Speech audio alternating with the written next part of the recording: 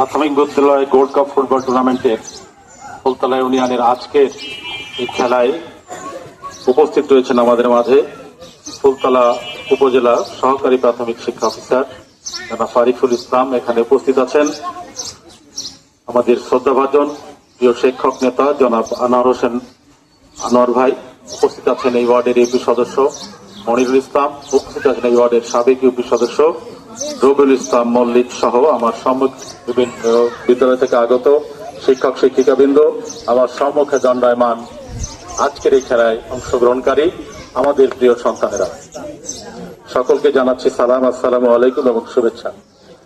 সম্মানিত উপস্থিতি, প্রতি বছর এই খেলাগুলো আমরা বিভিন্ন নামে হয়ে থাকে। এর আগে আমরা অন্য নামে এই খেলাটি হয়েছে, এবারই প্রাথমিক কিন্তু বিভিন্ন নামে হলেও খেলাটি কিন্তু দীর্ঘদিন যাবৎ চালু আছে। যে সরকারই আসুক না কেন, আজকে নতুন একটি প্রেক্ষাপটে এই খেলাটি অনুষ্ঠিত হচ্ছে। নতুন একটি সরকার মাত্র 2 মাস আগে যে সরকার, নির্বাচিত সরকার এদেশের দায়িত্বভার গ্রহণ করেছে জনগণের ভোট নিয়ে, একদম খুব অল্প সময়। এই সরকারও ক্রীড়া বান্ধব একটি সরকার, যার প্রতিফলন আমরা হয়তো অচিরেই দেখতে পাবো ইনশাল্লাহ। সরকারের যে সমস্ত নির্বাচনী ইস্তাহার ছিল, যেহেতু আমি ওই দলেরই নেতৃত্ব করি, সেই কারণেই আমি অনেক বিষয় জানি। ক্রীড়া নিয়ে সরকারের অনেক ভাবনা আছে। সেই সব ভাবনার যখন আমি আশা করছি আগামী খেলাগুলোতে আমাদের ঘোষক এই বিদ্যালয়ের প্রধান শিক্ষক শিহাব বলেছে যে আর্থিক সহায়তার কথা, আমিও সরকারের কাছে এই খেলাগুলো করতে গেলে যে খরচ লাগে সেই ব্যাপারে সরকারের কাছেও আমি দাবি করব যে খেলার যে খরচটা, সেই খরচটা যেন সরকারের পক্ষ থেকে আসে।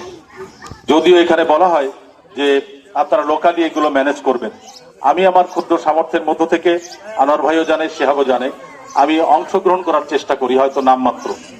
তো এই দাবিটা আমি আমার পক্ষ থেকে অবশ্যই রাখার চেষ্টা করব, যে দাবি করা হয়েছে যৎসামান্য আমার সীমিত সাধ্যের মধ্যে।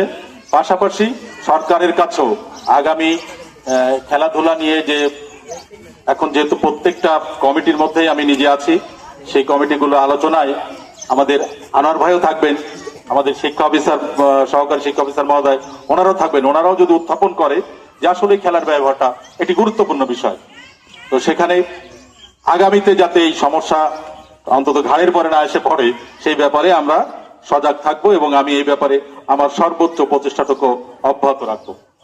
আর বিশেষ করে আজকে আমাদের মানে ছেলেদের পাশাপাশি মেয়েরা কিন্তু আন্তর্জাতিক বিশ্বে আমাদের মেয়েরা এবার বিশেষ করে ফুটবলে আমাদের মেয়েদের অনেক সফলতা রয়েছে। আমাদের কয়েকটা খেলায় আমি দেখলাম